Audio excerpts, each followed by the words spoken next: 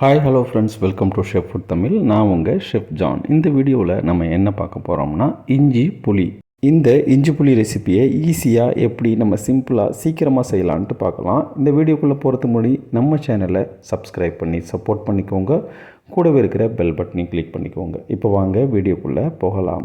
இந்த இஞ்சி புளியை செய்கிறதுக்கு நம்ம ஒரு அகலமான கடாய் எடுத்துக்கலாங்க. அதில் நான் 1 கப்பு தேங்காய் எண்ணெய் ஊற்றிக்கிறேன்.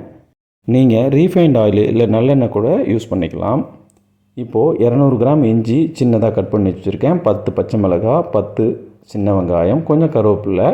புளியை நான் ஒரு பெரிய தக்காளி அளவுக்கு எடுத்து நல்லா திக்காக கரைச்சி வச்சுருக்கிறேன். இப்போது நம்ம இந்த ஆயிலில் இஞ்சியை போட்டுடலாங்க. இஞ்சி போட்டுட்டு ஒரு 2 நிமிஷம் வதக்கிட்டு எல்லா இன்க்ரீடியன்ஸும் ஒன்றாவே போட்டுடலாம். சின்ன வெங்காயம், பச்சை மிளகாய், கருவேப்பிலை எல்லாத்தையும் சேர்த்து நம்ம ஒன்றா வதக்கிடலாம். இது நல்லா ஸ்லோ ஃபயரில் நல்லா வதங்கணும். அப்போ தான் நமக்கு கொஞ்ச நாள் நமக்கு ஸ்டோர் பண்ணி வைக்க முடியும்.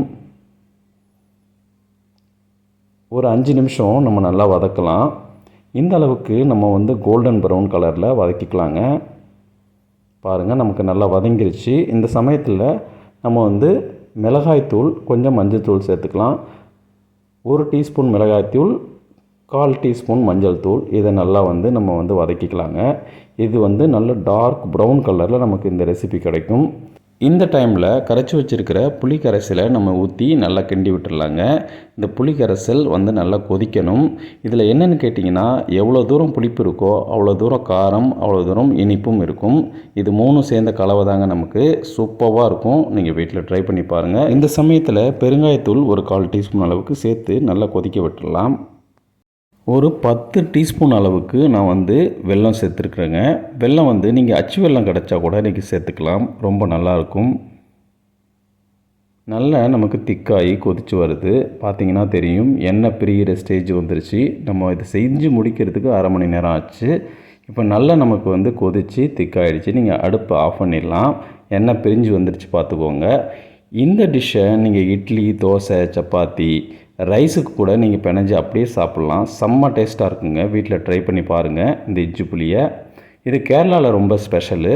நான் கடைசியாக தான் உப்பு சேர்க்குறேன். ஏன்னு கேட்டிங்கன்னா, நம்ம இருக்கிற அளவுக்கு அந்த புளி தண்ணிக்கு நம்ம முன்னாடியே உப்பு சேர்த்துட்டோம்னா சுண்டி வரப்போ உப்பு அதிகமாகிறதுக்கு சான்சஸ் இருக்குது. ஸோ அதனால் நான் கடைசியாக சேர்த்துக்கிறேன்.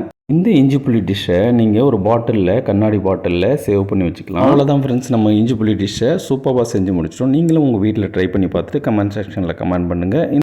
இந்த வீடியோ உங்களுக்கு பிடிச்சிருந்துச்சுன்னா ஃப்ரெண்ட்ஸ் அண்ட் ஃபேமிலிக்கு ஷேர் பண்ணி சேனலுக்கு சப்போர்ட் பண்ணுங்கள். அடுத்த ஒரு வீடியோவில் சந்திக்கிறேன் ஃப்ரெண்ட்ஸ்.